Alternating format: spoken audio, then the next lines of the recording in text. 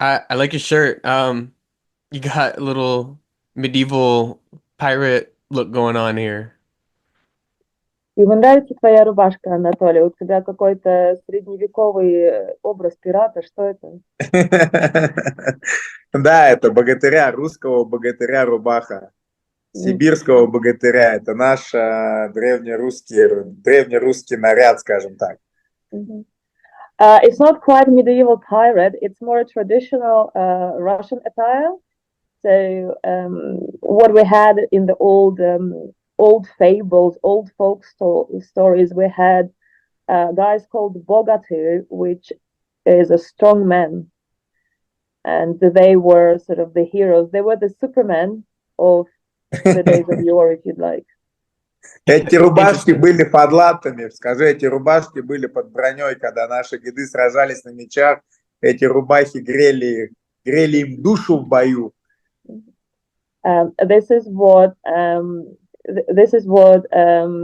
fighters used to wear under under their armor when they used to fight in sort of medieval Russia.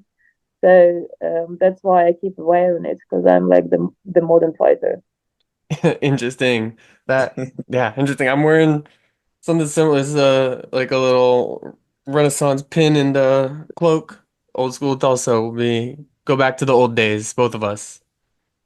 Да, у него тоже, говорит, костюм такой тоже старомодный немножко, так что вы оба одеты немножко как бы не по Он не времени. мексиканец? He's asking, where are you from originally? What's your background, nationality? Well, my ancestry is like German, but I'm from right now America, East Coast America. Мгм. Нет, вообще-то у него корни немецкие, но он живет в Америке.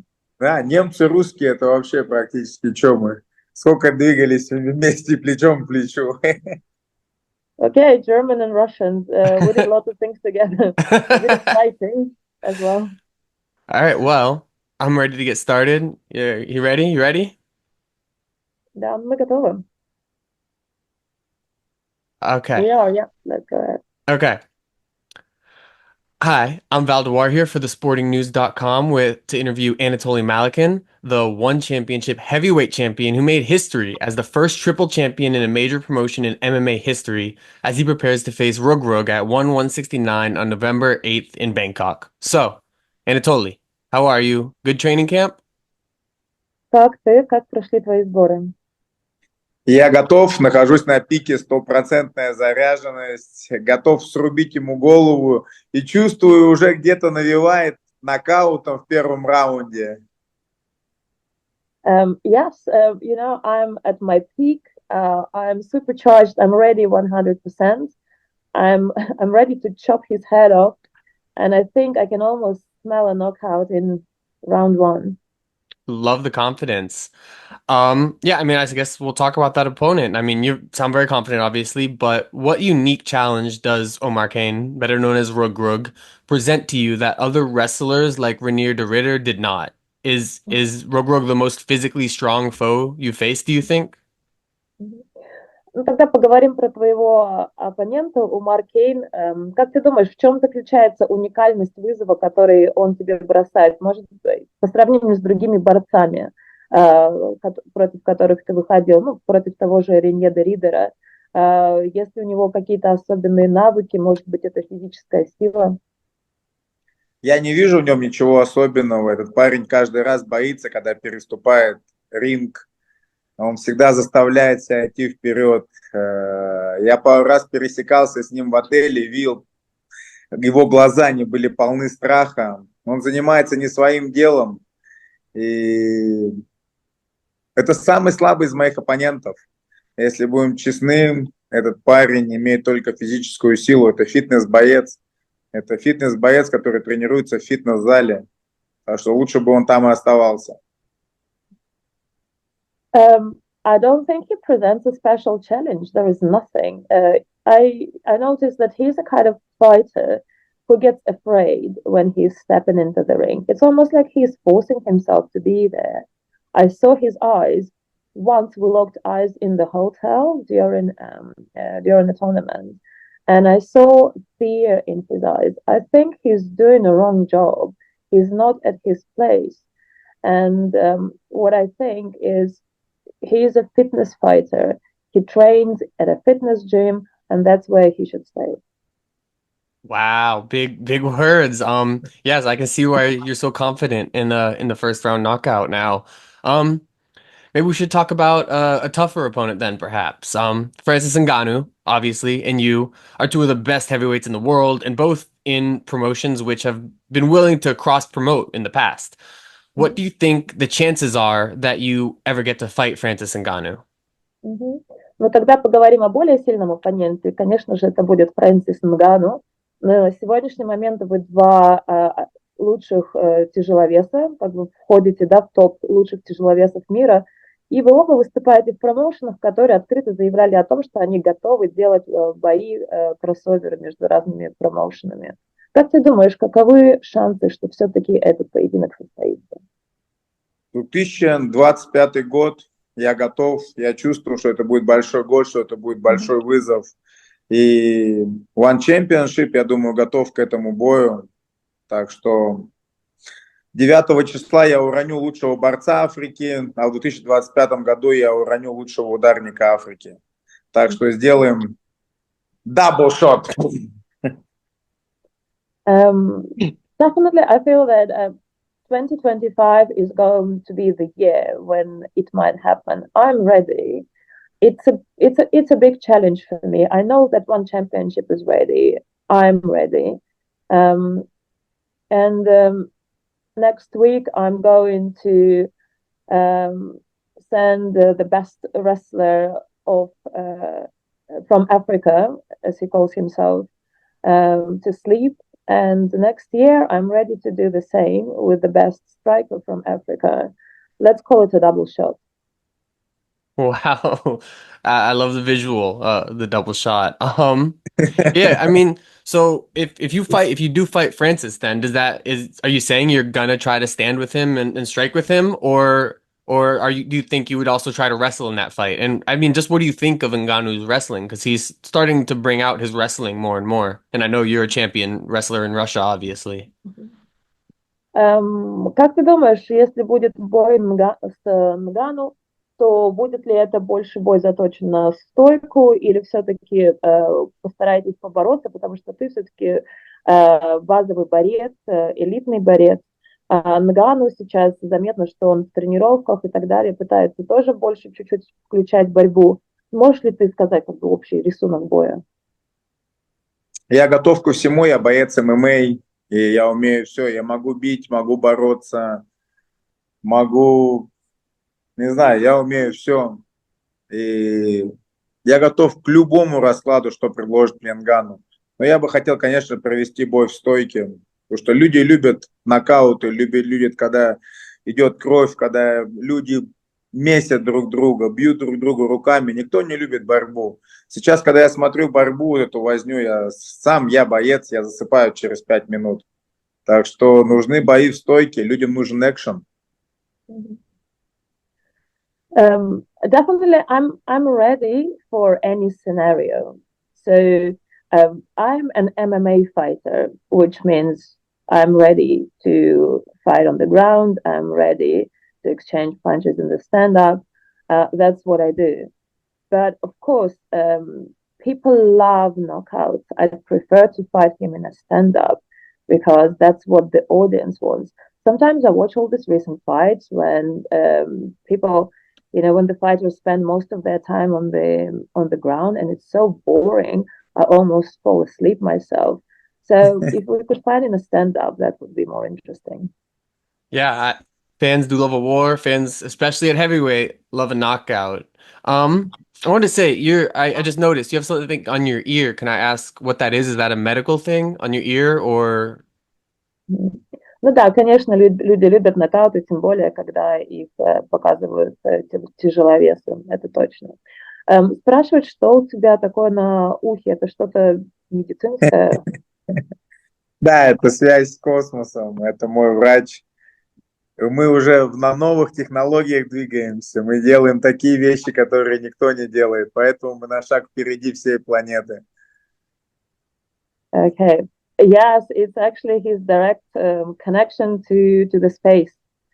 That's it. He's got a portal. It's something that his doctor advised to him. It's a new device, and it's something that makes him ahead of everybody. What you talk? Знаете, да, Лен, скажи, что я предсказал все свои бои. Я единственный боец, который предсказал все свои бои благодаря этому. This is a device that helps me to predict results of all of my fights. Do you know that I'm the only fighter who correctly predicted the results of all of his fights? That's because I have that direct line with space. Я вижу будущее. I can see the future. Okay, interesting. Well, I mean, you see the future, and so the future predicts a first round knockout for you against Rug. Ну, если ты видишь будущее, там в будущем ты видишь нокаут в первом Левый раунде. боковой. Скажи левый боковой. Okay. Well, of course I do. It's left cross. Okay. All right. Love it. All right. People may not realize it, but even though you're 36 years old and still undefeated, I mean, you've knocked out every opponent. Is retiring undefeated an important goal for you, or is that not something you focus on too much? You just take it one fight at a time? Не все, наверное, знают, что тебе 36 лет, но тебе 36, и ты до сих пор не побежденный боец. Как ты думаешь, уже как бы присматриваясь к завершению карьеры в будущем, для тебя важно было бы уйти из спорта непобежденным, или ты как-то особо на этом не фиксируешься? Я уйду из спорта непобежденным. Mm-hmm. Я в этом уверен на 100%. Уйду, когда почувствую, что нужно уходить, когда мой голод, когда я просто разлюблю это дело. Наступает такой момент в жизни каждого спортсмена, особенно бойца, когда ты просто больше не можешь это делать. И ты должен вовремя поймать этот момент. Надеюсь, что... Не надеюсь, а я уверен, что я смогу поймать этот момент. Mm-hmm. Well, I'm certain of it. I'm certain that I will retire undefeated. I will leave this sport when I feel that I have no more hunger for it. Every fighter can feel it, that he cannot do it any longer. And the most important thing is to catch that moment, to not prolong that agony. I really hope that I will be able to see when it's time to go. Мне это будет сделать легче, чем остальным. Я же все-таки вижу будущее. And it will be easier for me to do it because don't forget, I can see the future. Love it. Love it. Yeah, some fighters hang on too long for sure. Yeah, you had your first pro MMA fight, I believe, at when you were 28 years old, and that's a pretty late start for a fighter who had so much success. What got you into MMA at first, and then what do you attribute all your success to? Like your incredible record. Is it that you can see the future? Немногие знают это тоже о том, что первый твой бой по ММА прошел в довольно, уже таком зрелом возрасте, так скажем. И почему так случилось, что тебя привело в ММА? I'm sorry, what was the second part of the question? The second part was what does he attribute all his success to if you're starting so late, if it's the future? Да. И чем ты объясняешь твой успех, несмотря на такое как бы позднее начало в ММА? Это потому, что ты будущее можешь видеть? Ну, привело меня в ММА деньги. Я увидел возможность, что в ММА можно заработать и подарить достойное будущее для своей семьи. А почему я не победим? Потому что у меня лучшая семья, лучшее окружение на этой планете. И потому что я вижу будущее. So what brought me to MMA is money. I saw an opportunity to make money for myself, for my family, for my children, for my wife. And what brings me this success is, again, my family and people who surround me and they believe in me. Знаешь, я считаю, Лен, скажи ему, что каждый человек на этой планете хорош в чем-то. Кто-то хорош как переводчик, кто-то хорош как жена, а кто-то хорош как боец. Вот я всю жизнь был хорош как боец. Я ни разу не проиграл по любителям, у меня 40-0. Ни разу не проиграл по профи. Ни разу, не знаю, на улице я не помню своего проигрыша в боях. Я просто создан для этого, и я на своем месте. Mhm. And of course, he said that he can predict the future, so that helps. But Oh, also, he believes that each person on this planet is good at something. Somebody is a good translator, somebody is like a great wife. He's a great fighter. So he never lost in his amateur career. It's around like 40-0. In his pro career, even in his street fights, he said, I cannot remember a single time I lost. So, which means I'm born for that. I'm created for this type of life, for this sport. I am where I'm supposed to be.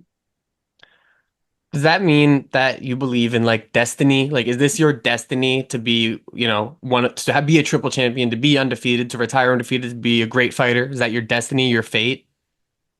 Анатолий, ну значит ли это, что ты веришь в судьбу и что тебе просто суждено было быть бойцом, быть чемпионом, быть великим бойцом? Да, я верю, что Бог ведет меня. Я верю в Бога, и я просто чувствую Его присутствие. И когда мне дается какой-то бой, дается какое-то испытание, многие вещи, происходящие со мной, показывают мне, что я на правильном пути. Yes, I do believe in destiny. I do believe in God. I'm a believer, and I believe that God guides me. And I feel a God's presence in my life. And every time I'm given a challenge, be it like a fight, I always feel that there is something out there that guides me and help me to overcome these challenges. Love it. We've gone a little over, but so I'm just gonna have one more question, then I'll let you go. Okay, so after your second fight with RDR, Renier de Ridder, you spoke at length about him and your respect for him. You were very excited, very animated, and then you jumped around and jumped on the cage, then did a cartwheel. You just seem to have a big personality, like love to be happy, excited, the life of the party, as you might say. Is that how you see yourself, and what makes you so excited and happy, like seemingly all the time?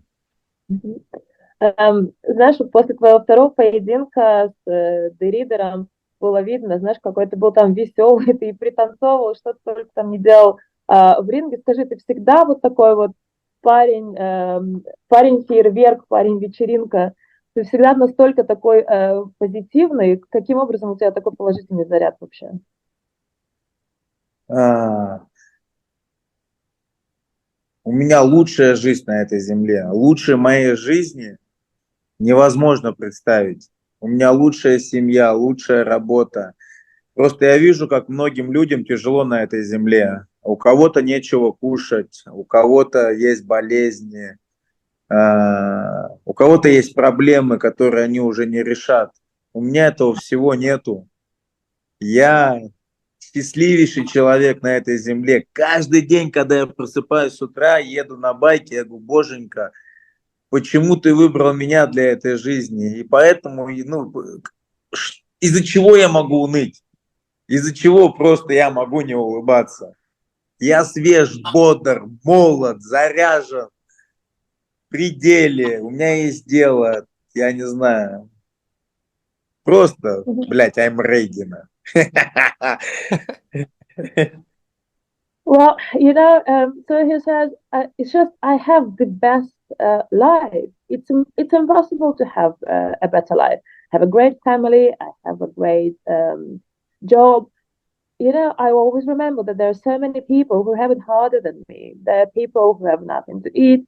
There are people who are sick. There are people who have problems that they will never be able to solve.